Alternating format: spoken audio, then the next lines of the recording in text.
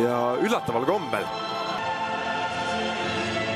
hakatakse tulema Rüdiger sealt ja Ballon d'Ori võita Rodri, küll on Madridi tulnud sotsiaalmeedias üleval, kus on Real Madridi tunneli trenni ja kellel on siin parimad tingimused trenni tegemiseks, taastumise mõtte ja nüüd siis 90 minutit ei suuda palli järgi, tahavad täiega.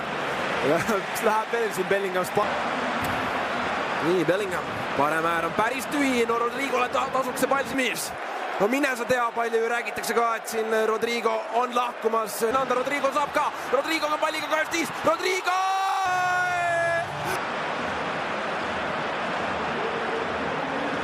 Klubist ja nii edasi, aga nüüd siin võtab hea puute. Au ja just seda särgi au. Ühepoolsem vastasseis. Varasemad on väga põnevad olnud. Aga vaatame nüüd praegu.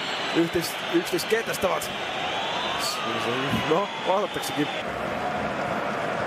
Aga no selle jaoks meil varr on, abimees.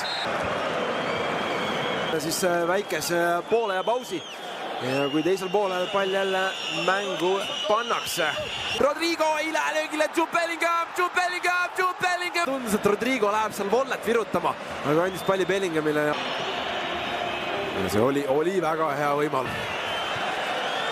No, mis teeb Bellinghami chippi. Et miks mitte? No praegu võimalik siin rünnakule tulla ka Bellingham. On olnud eriti teisel poolel ja läheb jätkuvalt Doku ja see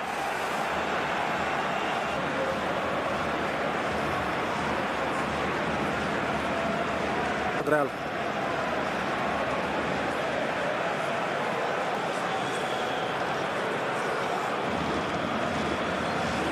Tulema selline tunne, et Mbappé siin täna mänguga suur ülesanne oli see tema jaoks. Täiesti ära vajunud, seda pole üldse praktiliselt näha. Nii, Bellingham, mine löögile! Ja, Fran Garcia. Kuidagi seal mingi jama jälle toimub. Tundus, et siin esimesel pool. Reali mängumehed andsid endast täna kõik. Ei saa öelda, et täna ei pingutatud.